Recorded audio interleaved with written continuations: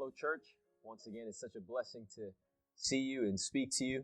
Once again, I just want to let you know I'm praying for you, praying for your families, praying for just that God would continue to bless you during these times of, change of circumstance and things on that nature.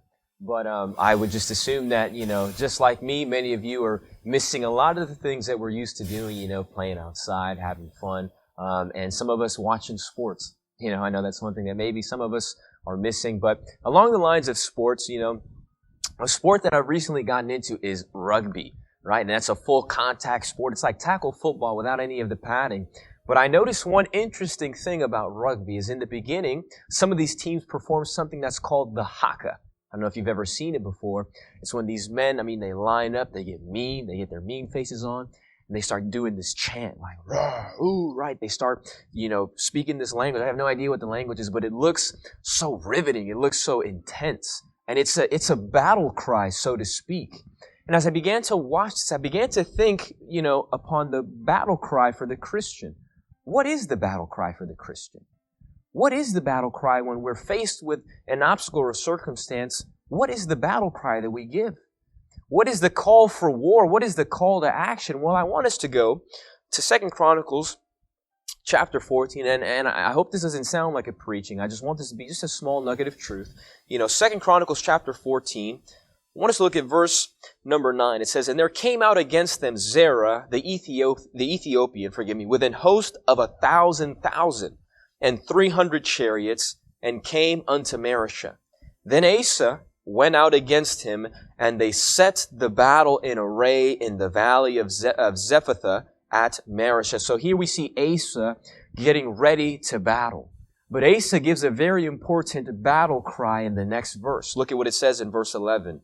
"And Asa cried unto the Lord his God, and said, Lord, it is nothing with thee to help, whether with many or with them that have no power.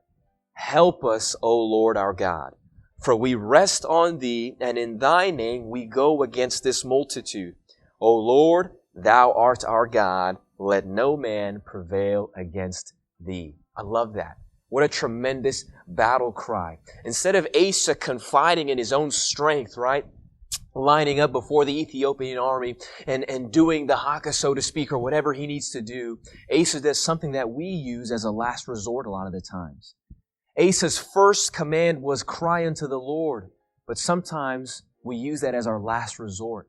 I would like to encourage you this afternoon, if you're facing an obstacle, if you're in the midst of a battle, if you're looking and saying, this battle is too big, it's too mighty, it's too grand, I'm facing a giant, cry the Christian battle cry. Cry unto the Lord. Don't say, look at what I can do, look at my strength, look at my, intense haka, whatever it may be. I encourage you to cry unto God. Cry unto Him. Let Him know that you need Him. Let Him know that you desire His strength. You desire His working in your life. Let that be the battle cry in your life. And notice the response that God gave to this battle cry. Look at verse number 12. "So the Lord smote the Ethiopians before Asa and before Judah, and the Ethiopians fled." Isn't that wonderful? I've noticed that when some of these men would do the haka in the game and they would yell, they would grunt, and they would do all these feats of strength, some of these teams would lose.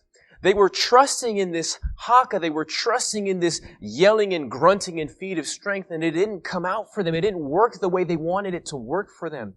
But may I tell you today, there was a moment in which a young man was fighting a giant. He didn't have any armor.